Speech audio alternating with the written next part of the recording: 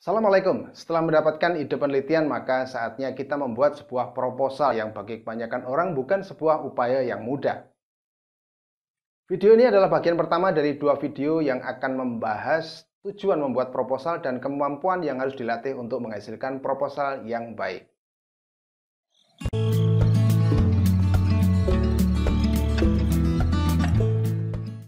Saya Nugroho Sustia Putra dan di kanal ini saya akan berbagi hal-hal menarik tentang kehidupan di perguruan tinggi, termasuk kiat meneliti, menulis publikasi, teknik berbicara di depan publik, dan tentu saja membahas sains yang berhubungan dengan pemanfaatan dan pengelolaan sumber daya hayati.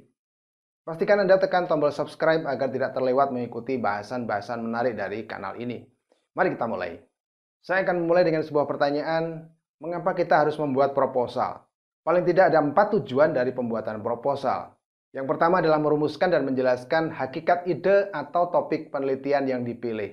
Nah, bagi seorang mahasiswa, proposal itu menjadi tolok ukur bagi pembimbingnya untuk menakar kemampuan si mahasiswa terhadap topik penelitian yang akan diteliti.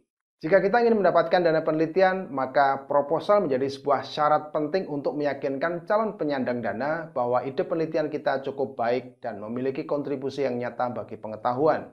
Oleh karena itu, perancangan proposal biasanya membutuhkan diskusi yang cukup panjang untuk menyatukan ide, pendapat, dan pemahaman antara si peneliti dan pembimbing atau penyandang dana. Tujuan yang kedua adalah menjelaskan cara atau metode yang akan digunakan dalam penelitian. Memilih metode penelitian yang tepat untuk menjawab pertanyaan atau dugaan yang kita ajukan membutuhkan pengetahuan yang memadai. Di samping strategi yang tepat, terutama untuk menyesuaikan dengan kondisi dan situasi setempat. Misalnya masalah ketersediaan waktu, biaya, dan alat atau bahan biasanya menjadi pertimbangan utama. Oleh karena itu, meskipun metode yang tersedia untuk meneliti satu topik penelitian itu cukup banyak, namun kita perlu memilih yang paling sesuai dengan kondisi kita. Tujuan ketiga adalah menjadi panduan untuk melaksanakan dan menyelesaikan penelitian sesuai dengan target waktu yang telah ditentukan. Jika Anda adalah mahasiswa, maka menyesuaikan target penelitian dengan waktu yang tersedia itu sangat penting. Bagi mahasiswa tingkat sarjana, waktu 1 semester biasanya sudah cukup. Waktu tersebut bisa lebih panjang untuk mahasiswa tingkat pasca sarjana. Ya, meskipun Anda ingin melakukan sebuah penelitian yang telah lama dicita-citakan, tetapi saya sarankan untuk realistis dengan waktu yang tersedia. Oleh karena itu, idealnya, seperti sudah saya sampaikan pada video sebelumnya, buatlah rencana penelitian itu seawal mungkin, agar Anda mempunyai waktu yang cukup untuk mempelajari topik-topik yang potensial untuk diteliti dalam waktu tidak terlampau lama, namun memiliki nilai ilmiah yang tinggi. Atau jika seandainya Anda tidak bisa menepati tenggat waktu yang ditetapkan, misalnya karena sesuatu sebab Anda harus menambah waktu, maka Anda tetap masih di dalam kisaran waktu yang aman. Kemudian tujuan yang keempat adalah menjadi salah satu cara untuk menunjukkan keahlian dan pengalaman kita kepada pihak lain, terutama jika proposal tersebut kita tujukan kepada penyandang dana. Kemudian ada 3 keterampilan yang dibutuhkan untuk membuat proposal yang menarik. Keterampilan yang pertama, pemahaman yang baik terhadap ide atau topik yang akan diteliti. Pahami topik tersebut dari sudut pandang umum atau khusus. Topik umum itu adalah kerangka besar yang tersusun dari topik yang lebih khusus, dan salah satunya adalah topik penelitian kita. Misalnya Anda mengambil salah satu topik penelitian khusus dari sebuah proyek penelitian yang besar yang mengusung sebuah topik yang lebih umum yang dibuat oleh dosen Anda. Maka Anda adalah salah satu dari sekian orang yang mengerjakan topik-topik penelitian khusus yang saling melengkapi dengan topik yang lain, yang dapat menjawab pertanyaan atau dugaan yang sudah dibuat oleh dosen perancang penelitian tersebut. Oleh karena itu, Anda harus memahami dulu hakikat dari topik penelitian umum. Setelah itu, Anda bisa memahami hakikat topik yang lebih khusus yang telah Anda pilih. Temukan juga 2 atau 3 kata kunci yang menjadi fondasi pengetahuan tentang penelitian yang mereka kerjakan. Nah, penentuan kata kunci ini sebenarnya mempermudah kita untuk mempelajari pokok masalah dalam kerangka ide yang sudah kita tentukan atau kita pilih. Berdasarkan pada kata kunci tersebut, maka pemilihan pustaka juga akan menjadi lebih mudah karena hanya terfokus pada kata kunci tersebut. Harapannya, energi kita benar-benar difokuskan untuk mempelajari pokok masalah saja dan tidak melebar ke hal-hal yang lain. Selain pengetahuan teori, pengetahuan tentang metode meneliti juga harus dipelajari dengan baik, termasuk pemahaman pada bahan dan alat yang digunakan, urutan pelaksanaan, serta teknik analisis data. Kemudian keterampilan yang kedua adalah kemampuan untuk berpikir kritis. Berpikir kritis itu adalah menganalisis fakta secara rasional atau masuk akal. tidak bias atau berimbang, dan berdasarkan kejadian yang nyata. Contohnya sudah saya berikan pada video sebelumnya, silahkan lihat lagi, yaitu tentang warung kopi yang ramai dan sepi. Kita bisa mencoba membangun analisis menggunakan fakta yang ada pada kedua warung tersebut.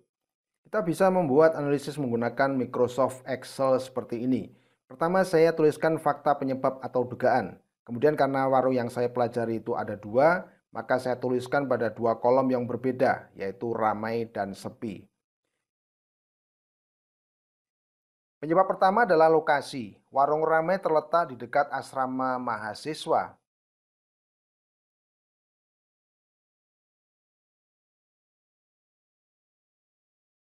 Sedangkan warung yang sepi itu terletak di perumahan elit. Penyebab kedua adalah layanan. Pelayanan di warung pertama lebih cepat dan ramah, sementara di warung kedua cenderung lebih lama. Kemudian penyebab yang ketiga adalah harga. Harga kopi di warung pertama lebih murah daripada di warung kedua.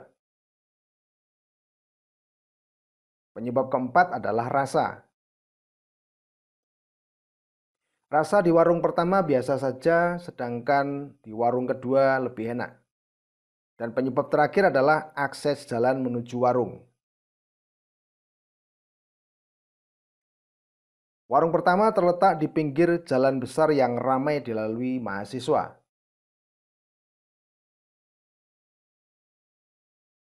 Sedangkan warung kedua terletak di perumahan elit yang sepi.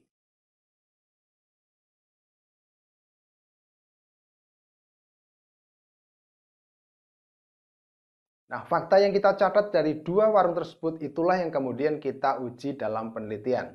Berpikir kritis juga membutuhkan latihan agar mampu menyelesaikan persoalan penelitian secara mandiri, bersikap disiplin, dan mampu untuk mengatasi kecenderungan berpikir egois atau tidak bersedia menerima masukan dan perbaikan. Nah, dalam hal ini meskipun dilatih untuk mampu bersikap dan bekerja secara mandiri, kemampuan berpikir kritis ini tetap membutuhkan dukungan dari orang lain, termasuk dari pakar yang memahami topik yang Anda teliti. Oleh karena itu, jangan sungkan untuk belajar pada mereka. Keterampilan yang ketiga adalah kemampuan berkomunikasi. Agar proposal Anda bernilai jual, maka kemampuan berkomunikasi itu sangat penting, yaitu kemampuan untuk menjelaskan secara sederhana namun jelas bahwa penelitian yang Anda lakukan itu memiliki kemanfaatan yang tinggi. Dalam hal ini, kemampuan untuk menggunakan tata bahasa yang baik dan benar, jelas maksudnya, sederhana dan mudah dipahami itu harus dilatih. Baiklah, itulah bahasan kita kali ini. Semoga menginspirasi dan memotivasi adik-adik mahasiswa untuk sesegera mungkin menulis proposal penelitian, agar Anda mempunyai kesempatan untuk belajar lebih banyak. Pada video berikutnya, saya akan membahas teknik membuat proposal tahap demi tahap. Oleh karena itu, bagi Anda yang baru saja menemukan kanal ini, silahkan Anda tekan tombol subscribe agar tidak terlewat untuk menonton bagian tersebut. Dan bagi Anda yang sudah subscribe, saya ucapkan banyak terima kasih atas dukungannya. Akhirnya selamat belajar dan jangan lupa untuk jaga kesehatan dan tentunya jaga semangat. Sampai jumpa dan wassalamualaikum.